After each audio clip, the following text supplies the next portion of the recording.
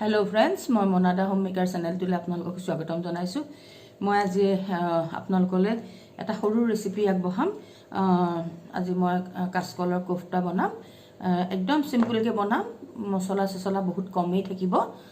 तार पिछते मैं एतिया प्रथमे आपनालोকক देखाও जे मैं এইকেইটা काचकल मैं प्रथमे ইয়াক অকমান ডাঙৰ ডাঙৰ কে এটো টুকুৰা কৰি লওঁ। মই দুটা কাচকলে লৈছো।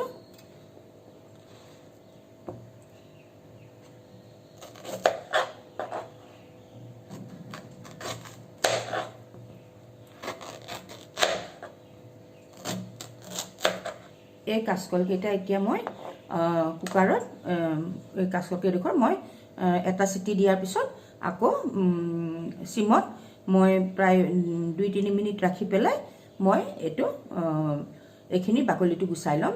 তাৰ পিছত মই আপোনালোকক দেখুৱাই আছো। এখিনি কাচকল মই এতিয়া ইয়াত প্ৰায় 2 কাপ মান পানী দি পেলাই মই কুকাৰত বইল কৰি লম।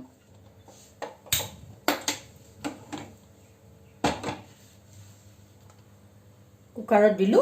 তাৰ পিছতে মই এতিয়া এইখিনি বনাবৰ কাৰণে মই কি সামগ্ৰী লাগিব সেইখিনি মই ৰেডি কৰি লওঁ। তাৰ পিছত মই আপোনালোকক দেখুৱাম আৰু মই কেনেকৈ বনাওঁ সেইটো মই আপোনালোকক দেখুৱাই থাকিম।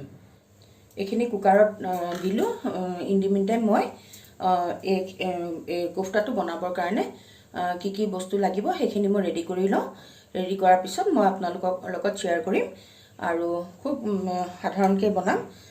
গতিকে মই আপোনালোকৰ লগত শ্বেয়াৰ কৰিম। আপোনালোকে ভিডিঅ'টো চাই থাকিব। এতিয়া এখিনি বইল হৈ গ'ল। তাৰ পিছত এখিনি মই এতিয়া উলিয়াই পেলাই ঠাণ্ডা কৰিম।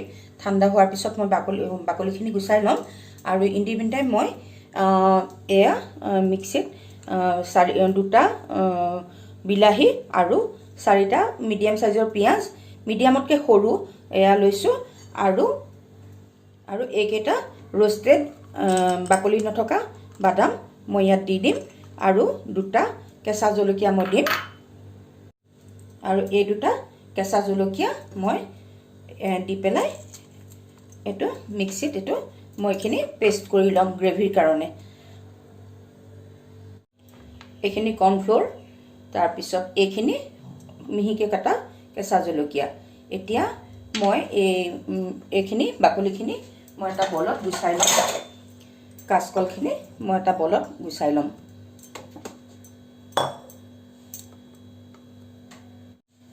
গ্ৰেভিৰ কাৰণে মই এইখিনি মিহিকে বটি লৈছো। ইয়াত মই আগতেও কৈছো 3টা মিডিয়াম সাইজৰ পিয়াজ, তাৰ পিছত 2টা বিলাহী, অলপ বাদাম বাকলি গুছোৱা ৰোষ্টেড বাদাম আৰু 2টা কেঁচা জলকীয়া দিছো। এইখিনি মই একদম মিহিকে বটি লৈছো। এতিয়া মই এইখিনি বাকলিটো গুছাই লওঁ।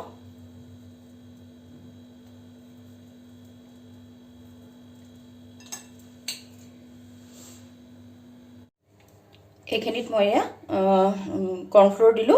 কৰ্নফ্লোৰৰ বাদে আপোনালোকে ইয়াতে বেচনো দিব পাৰে, তাৰ পিছত এৰাৰুট দিব পাৰে, ময়দাও দিব পাৰে। তাৰ পিছত মই ইয়াত এতিয়া পিচি লোৱা থেতালি থৈ দিয়া আদা আৰু মিহিকে কুটি লোৱা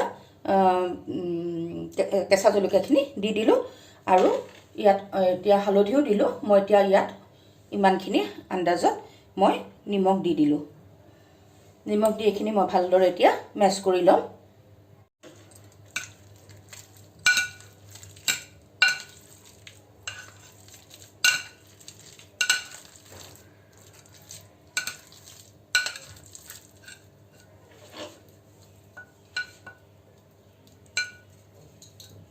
এইখিনি মেচ হৈ গৈছে। এতিয়া মই অকমান হাতত তেল লগাই এইকিটা কোফতাৰ সাইজত মই বনাই লম। এই হাতখন অকমান এনেকে তেলত মই গ্ৰীজ কৰি ললো।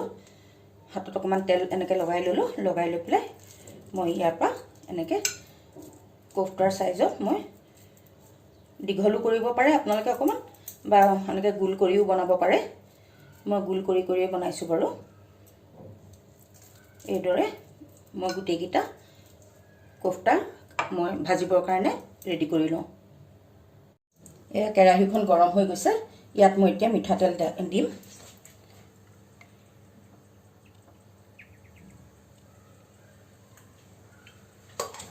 কোফটাকেইটা ভাজিবৰ কাৰণে তেলটো যথেষ্ট পৰিমাণে গৰম হ'ব লাগিব আৰু হাই ফ্লেমত আমি প্ৰথমে দি ল'ম তাৰপিছতে তাক ঘূৰাই ঘূৰাই অকণো নাভাঙাকৈ মই সেইকেইটা ধুনীয়াকৈ সোণালী ৰং হোৱালৈকে ভাজি লওঁ তেলটো গৰম হৈছে নাই চাই লওঁ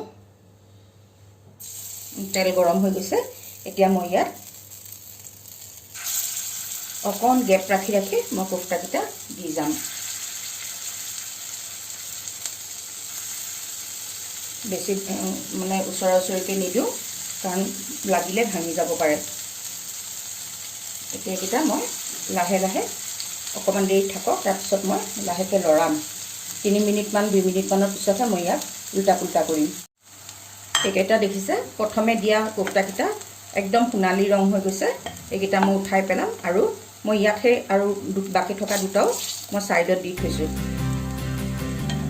এইকেইটা ইয়াত একদম সোণালী ৰং গোল্ডেন কালাৰ হৈ গৈছে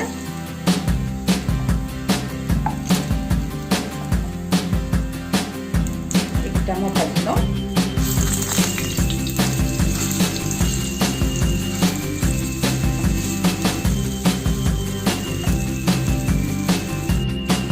এইখিনি যে হৈ যোৱাৰ পিছত মই ইয়াৰ পৰা অলপমান তেল মই ভাজিবলৈহে ইমানখিনি দিছিলোঁ মই যদি কোফটাত ইমানখিনি তেল ইউজ নকৰোঁ মই অকণমান এইখিনি অকণমান ঠাণ্ডা কৰি পেলাই অলপমান বাতি এটাত কাঢ়ি থৈ দিম কাৰণ ইমানখিনি তেলত মানে দুজন মানুহৰ কোফটাৰ কাৰণে তেল বহুতেই বেছি হৈছে মই জাষ্ট খালি এইখিনি নাভাঙাকৈ ভাজিবৰ কাৰণে অকণমান ডিপ ফ্ৰাই কৰিবৰ কাৰণে এনেকৈ তেলটো বেছিকৈ দি লৈছিলোঁ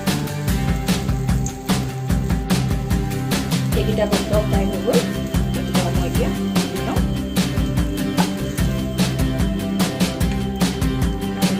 তেল ইয়াৰ পৰা কমাই লওঁ এয়া মই ইমানখিনি তেল কমাই ল'লোঁ বাতিত কাঢ়ি থ'লোঁ তাৰপিছত এতিয়া মই ইয়াত কেইটামান গোটা জিৰা দিম মোৰ ঘৰত এটা বস্তু নাই ইয়াত যিটো দিব লাগিছিলে মোৰ ঘৰত বৰ্তমান কচুৰি মিঠিটো নাই আচলতে কচুৰি মিঠিটো দিলে আৰু ভাল হয় কিন্তু মোৰ কচুৰি মিঠি শেষ হ'ল মই কেইটা জিৰা দি ল'লোঁ জিৰাকেইটা ভাজি হোৱাৰ পিছত মানে ফুটাৰ পিছত মই ইয়াত এই পেষ্টখিনি ঢালি দিম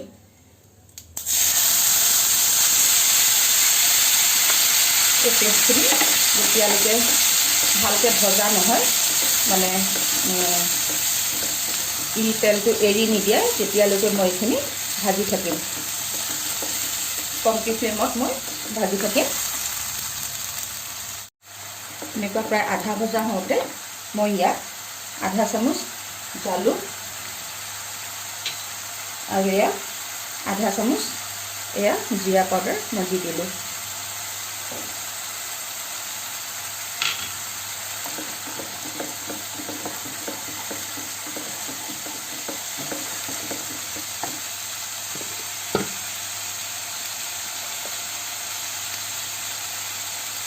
ইমানখিনি হালধি দিলোঁ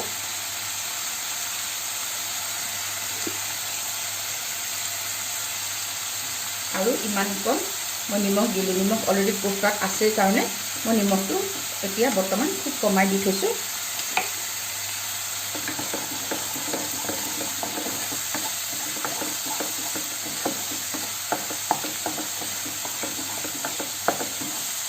এইখিনি ভালকৈ যেতিয়া ভজা হ'ব তেতিয়া মই ইয়াত পানী দিম পানীটো সদায় কোফটাৰ কেতিয়াবা এনেকৈ থৈ দিব পাৰি বা গ্ৰেভিটো এনেকৈ কৰি থৈ দিব পাৰি যেতিয়া গেছ চেছ আহিবলৈ হয় তাৰপিছত আপোনালোকে গ্ৰেভিটোত পানী দি উতলাই তাৰপিছতে কোফটাটো দি দিব পাৰে আৰু যিহেতু মই এতিয়া দুপৰীয়া খাবলৈকে বনাইছোঁ মই একেলগেই বনাই পেলাম বাৰু কিন্তু তেতিয়া পানীটো অকণমান বেছিকৈ দি থ'ব লাগে কাৰণ যিমানটো গ্ৰেভি হয়গৈ তাতকৈ অলপ পানীটো বেছি দি থ'ব লাগে কাৰণ অলপ দেৰি হৈ গ'লে তাৰমানে কোফটাটোৱে পানীটো শুহি পেলায় সেইটো কাৰণে ইয়াত পানী দিওঁতে যেতিয়া মানে গ্ৰেভিত পানীটো দিব গ্ৰেভিটো অকণমান পাতলীয়াকৈ বনালে ভাল হয় কাৰণ নহ'লে একেবাৰে যদি আপুনি আমাৰ নিজৰ জোখটোত খোৱাৰ জোখটোত ৰাখি থওঁ লগে লগে খালে বেলেগ কথা কিন্তু অকণমান দেৰি থাকিবতো তেতিয়া কোফটাকেইটাই মানে পানীটো শুহি ল'ব শুহি ল'লে বৰ শুকান হৈ যাব সেইটো কাৰণে অকণমান মই পানী বৰ্তমান বেছি দি পেলাই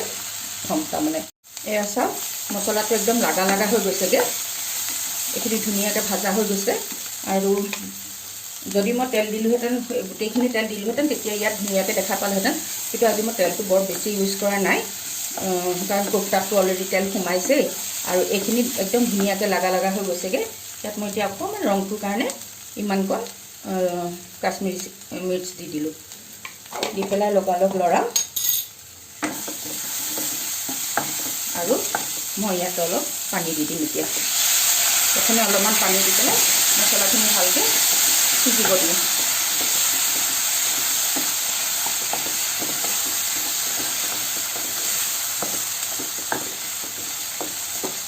এতিয়া মই ইয়াত পানী দিলোঁ।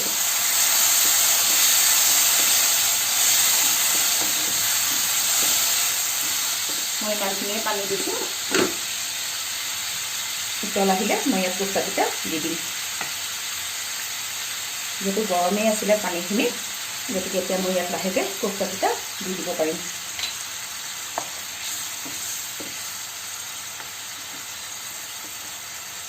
কচুৰি মেথিটো থকা হ'লে ভাল লাগিলেহেঁতেন, কিন্তু যিহেতু নাই, উপায় নাই।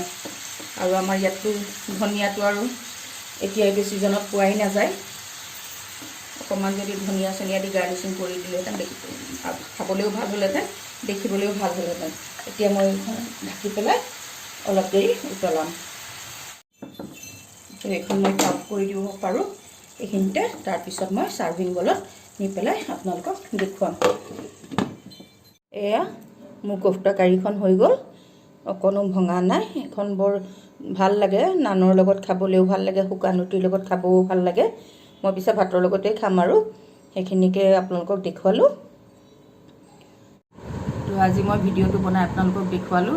ভিডিঅ'টো যদি চাই ভাল পায়, লাইক কমেণ্ট শ্বেয়াৰ কৰিব। আৰু ভিউৱাৰসকলক কৈছোঁ, যদি চাই তেনেহ'লে লাইক এটা দিব বা কমেণ্ট এটা দিব। আৰু যিসকল ভিউৱাৰ্ছে এতিয়ালৈকে ছাবস্ক্ৰাইব কৰা নাই, কাইণ্ডলি ছাবস্ক্ৰাইব কৰিব। আৰু এতিয়া এইটো ভিডিঅ'ৰ পিছত মই বেলেগ এটা ভিডিঅ'ত আপোনালোকক আকৌ লগ পাম। তেতিয়ালৈকে মই আপোনালোক আৰু ভিডিঅ'টো চোৱাৰ কাৰণে বহুত ধন্যবাদ জনালোঁ। নেক্সট এটা ভিডিঅ'ত পুনৰ লগ পাম। আজিলৈ আহোঁ, বাই।